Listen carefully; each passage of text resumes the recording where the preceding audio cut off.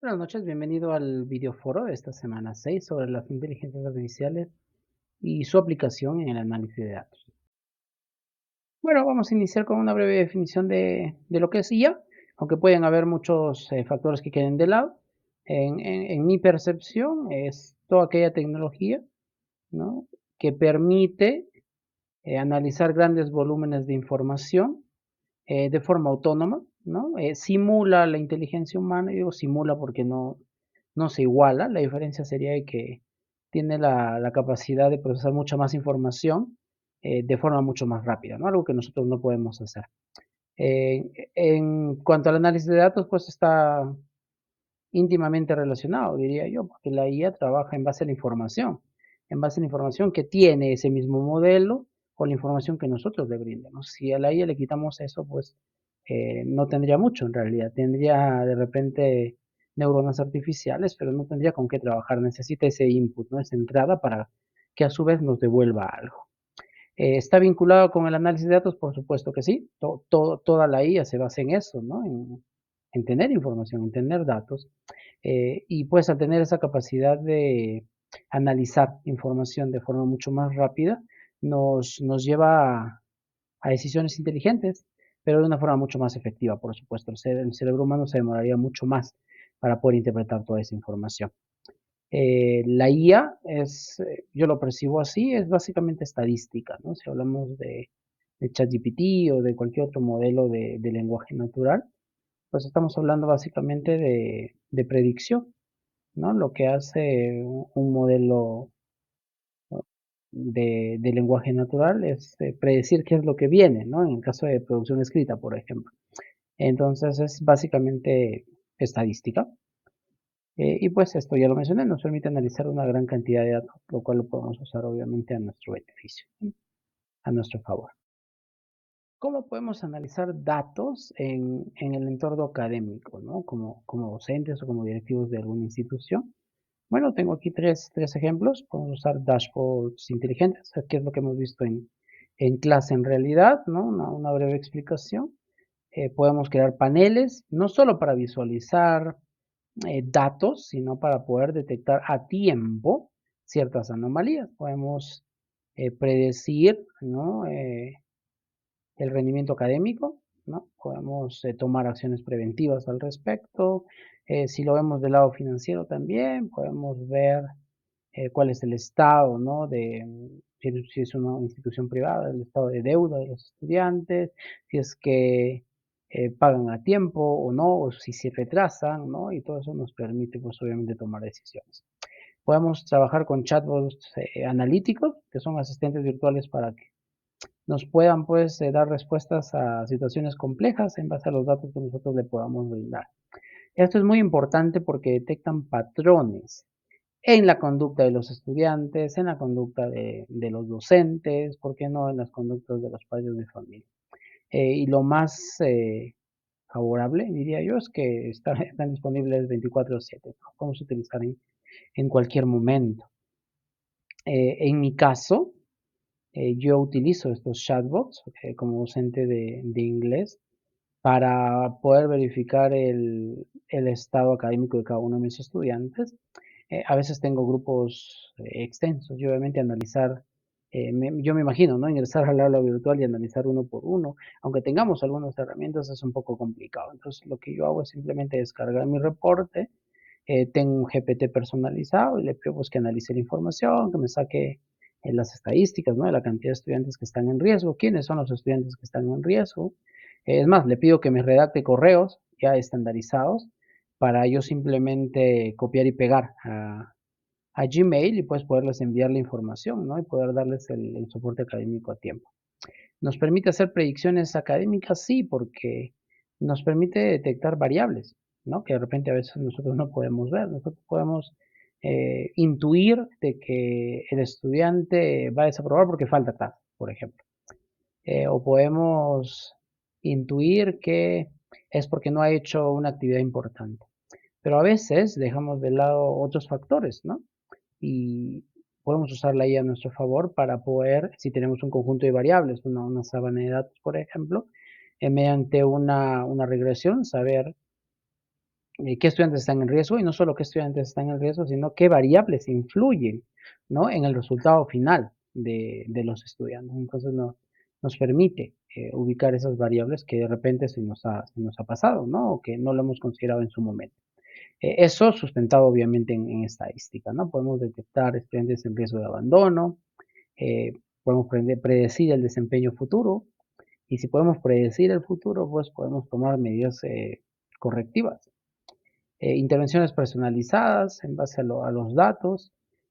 Ya si estamos hablando de, bueno, en la universidad tenemos, por ejemplo, Student Care, yo en mi institución también tengo un área parecida que se dedica a dar seguimiento a los estudiantes y apoyarlos.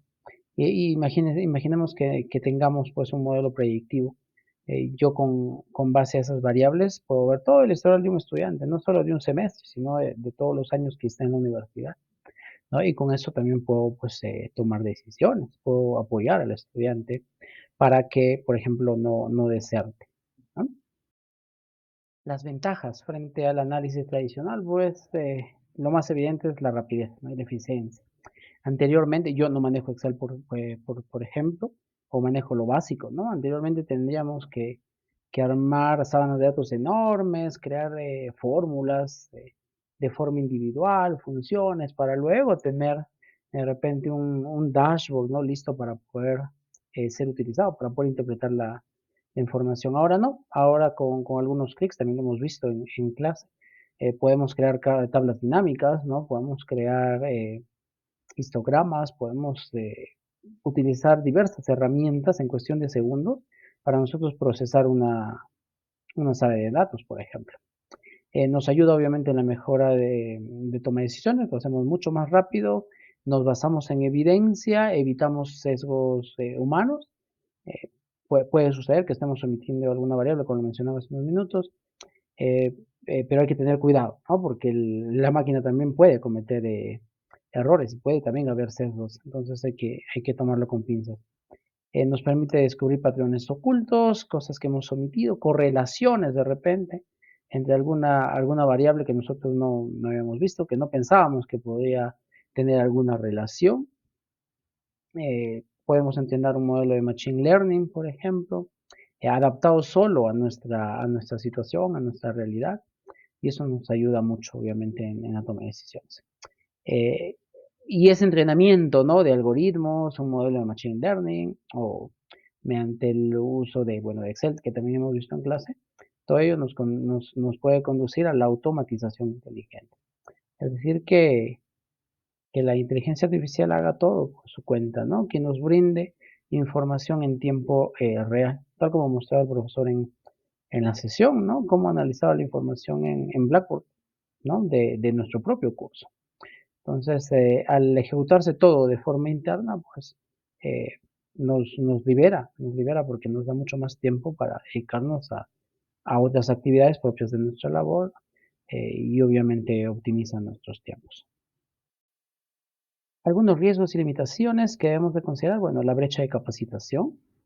Hoy en día todo el mundo tiene acceso a la inteligencia artificial, a diversas herramientas gratuitas de pago, pero existe un riesgo, ¿no? Si nosotros no sabemos utilizar eh, una inteligencia artificial, ¿no? Un programa, puede ser Excel, puede ser Power BI, etcétera.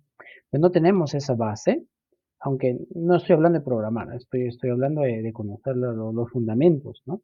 De lo que es inteligencia artificial y de lo que implica utilizar estos programas, pero si nosotros no los sabemos utilizar, podemos incurrir en error. Si nosotros entrenamos mal un modelo de Machine Learning, lo hicimos en un curso pasado, o si nosotros hablemos de ChatGPT, ¿no? Creamos un GTP personalizado para que nos procese información, pero si nosotros no le damos las instrucciones adecuadas, no le damos las limitaciones adecuadas, y por ende ese modelo esté mal entrenado y pues conduzca a alucinaciones porque los, los GTP, ¿no? Pueden alucinar, entonces estaría yo tomando como verdadero información que de repente tiene errores. Entonces hay que tener mucho. Bueno, y para culminar voy a compartir mi postura en cuanto a mi experiencia, ¿no? Profesional y una pequeña reflexión final sobre el uso de la IA en conjunto con el análisis de datos. En primer lugar, tiene un potencial transformador en educación.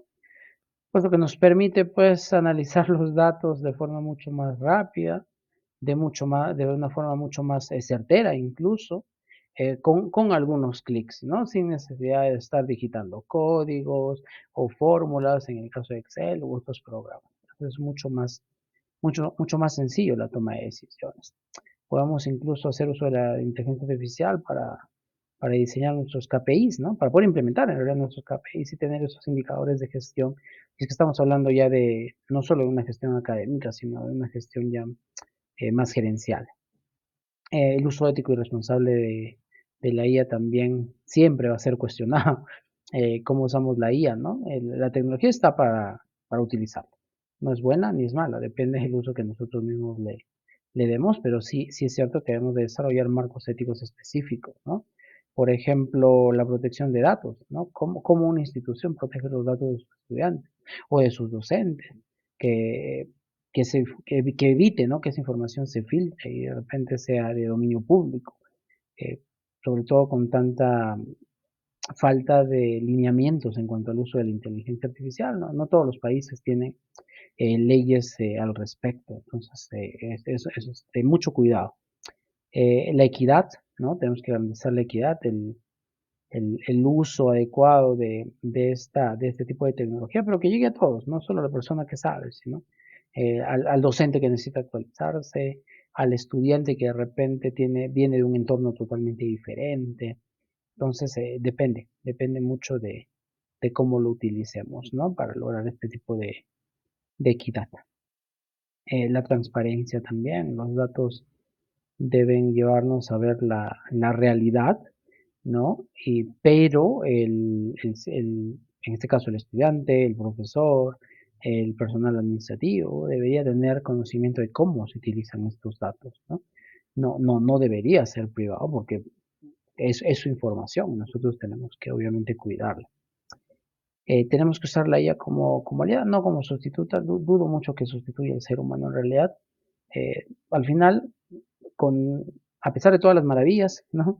Que nosotros sabemos que puede hacer la IA, no llega a sustituir al ser humano, ¿no? Llega a tener ese sentido crítico, no llega a tener ese sentido ético, no tiene sentido de responsabilidad, aunque pareciera en algunos momentos de que así es, pero no deja de ser nada más que predicciones, ¿no?